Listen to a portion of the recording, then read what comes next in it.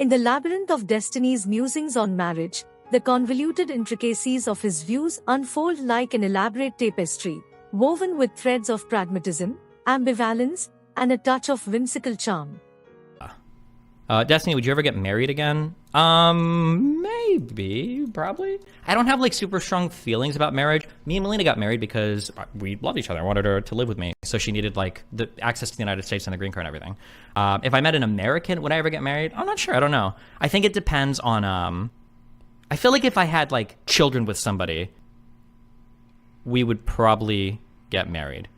Or if they were making, maybe if they were making a really big like career sacrifice for me, I'd think so. I think marriage is really important to protect the woman if she's starting to make big sacrifices building towards a relationship, because one of the reasons why men fare so much better in so many different ways outside of divorce is because in a marriage or a strong relationship, the woman is usually making sacrifices career-wise or building herself in the future. So when you split on relationships like that, the guy comes out is like, oh, sorry, our relationship ended, but like, honey, I've been working for the past 10 years. Like, you know, the guy usually comes out, statistically speaking, better off financially, career-wise, blah, blah, blah. So, I mean, like, I could understand someone's like, I need to be married because I want a little bit of protection and, you know, whatever. That would make sense to me. Like, yeah, I think that's super fair. Also, I mean, like, I think having a marriage at this point in my life, having a marriage and the ceremony and the ring and all that, that'd probably be cute. Yeah, if somebody really wants to. Do you think it's the drugs or your age catching up with you that has caused you to slow down? Slow down what? Do you think you want more kids? If I'm with somebody that really wants kids, maybe. But otherwise, I don't have a strong feeling towards that. What if you're in a 2+ year relationship with somebody who's making like 20% of your income? Ever get married just for the filing jointly bonuses? Filing jointly doesn't really help that much. It's like, it helps a little bit, but I think once you're past, there's a lot of intermediate income tax tricks. I would say, speaking totally on my ass. No, I'm not speaking totally on my ass. I would say when you're in like the $100,000 to $300,000 of income, when you're grossing between 100 and 300K, there's a lot of like tax tricks relating to like how you filed jointly or, you know, the types of, you know, do you itemize or send blah, blah, blah, that are true. Once you go north of like $500,000, I think that the tax strategies that you utilize become a lot more sophisticated. And it's not just like, oh, I'm married filing jointly, we're saving so much money, right? I think that doesn't become as important. Yeah. Can you talk about what Invader V was talking about, getting mad at you and then saying sorry? Oh, sure. I guess I can reveal that.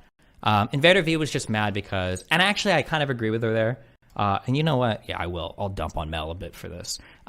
Because Mel and me have so many problems communicating, sometimes we'll go to like third parties or friends, and these friends have kind of like, I don't want to say like been therapists, but they like played mediator roles in conversations.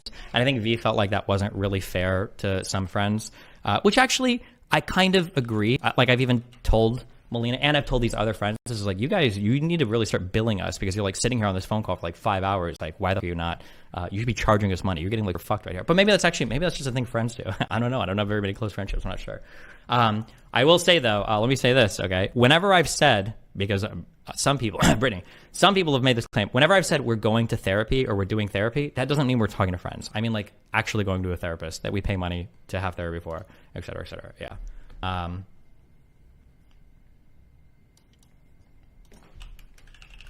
Destiny, the rhetorician of relationships, navigates the murky waters of marital contemplation with the flair of a maestro conducting a symphony. The acknowledgement that he doesn't harbor strong feelings about marriage is a nod to the ambivalence that often shrouds the institution. The philosopher of love views marriage through the prism of circumstance. It becomes a strategic move, akin to military tactics, where the terrain of commitment is explored based on variables like children and career sacrifices. It's an acknowledgement that in the grand chessboard of relationships, marriage is a pawn that can morph into a queen depending on the strategic dance. The assertion that marriage is important to protect women making sacrifices is a proclamation steeped in socio-economic pragmatism. Destiny, the modern-day sage, echoes the sentiments of cultural proverbs that stress the importance of safeguarding the vulnerable. Marriage, in this context, becomes a shield against the tempests of relational uncertainties, offering financial and career stability akin to a fortress guarding against the storms. The concession that having a marriage ceremony and symbolic rings would be cute reveals a whimsical side to Destiny's relational philosophy. It's a poetic acknowledgement that amidst the pragmatic considerations, there's room for the sentimental, like a rapper donning flashy jewelry to symbolize success. The symbolism becomes an adornment, an accessory to the relational ensemble. The lukewarm desire for more children, unless strongly desired by a partner, unveils a pragmatic stance on family planning. The strategist of fatherhood recognizes the importance of alignment in familial aspirations, akin to generals coordinating maneuvers on the battlefield. The desire for progeny becomes a joint venture, where both partners must be synchronized in their aspirations. The exploration of financial benefits in filing jointly, coupled with Destiny's assertion that such strategies become less impactful beyond a certain income threshold, reveals a financial pragmatist at play. Destiny displays signs of early perspiration. The tax strategist navigates the labyrinth of joint filing with the precision of a seasoned accountant, reminiscent of historical figures who masterfully managed their estates to optimize financial gains. In the kaleidoscopic world of influencers and the polyamorous dynamics of Destiny's relational pursuits, a coalition of lifestyles emerges, revealing the inherent challenges that such a convergence may pose to the delicate fabric of a romantic relationship.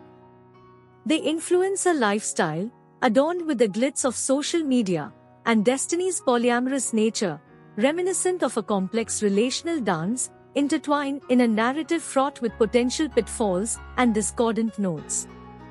The influencer lifestyle, often characterized by a relentless pursuit of visibility and validation on digital platforms, may clash with the nuanced dynamics of polyamory. Destiny's inclination towards non-monogamous relationships, akin to a free-spirited jazz improvisation, may find itself at odds with the curated perfection demanded by the influencer's social media stage. The dichotomy between public image and private relational choices becomes a modern-day allegory, where the performative nature of the influencer's existence may jar against the authentic fluidity of polyamorous connections. The influencer's relentless pursuit of a curated image, often dictated by algorithms and trends, introduces an element of artificiality into the relationship. Destiny, with his polyamorous inclinations, seeks authenticity in connections, akin to an avant-garde artist rejecting the constraints of mainstream conventions. The clash of these ideologies becomes a metaphorical discord, where the orchestrated symphony of influencer aesthetics grates against the organic, sometimes chaotic, melodies of polyamorous relationships. The demands of an influencer lifestyle, where the spotlight often shines harshly on personal affairs, may strain the relational equilibrium that polyamory seeks to maintain. Destiny, as the maestro of his own relational orchestra, may find the cacophony of external scrutiny unsettling. The incessant gaze of followers and the pressure to conform to societal norms may pose challenges to the liberated ethos of polyamorous connections, introducing a dissonance that reverberates through the relational landscape. The performative nature of influencer relationships, where milestones are often flaunted as public spectacles, may conflict with the discreet and nuanced nature of polyamory. Destiny's polyamorous endeavors, guided by a philosophy that values individual agency and authenticity, may resist the commodification of relational experiences. The clash becomes a battle between the desire for privacy and the influencer's obligation to share, raising questions about the sustainability of a relationship caught in the crossfire. In the unfolding saga of Invader vs. Displeasure, Destiny's revelation of involving friends as mediators becomes a Shakespearean subplot.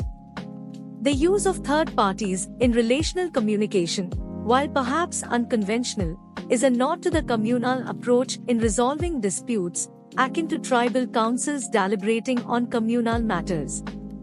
In this rhetorical inquiry, raises the question of whether such deep involvement is a common facet of close friendships or a peculiar facet of their unique relational ecosystem.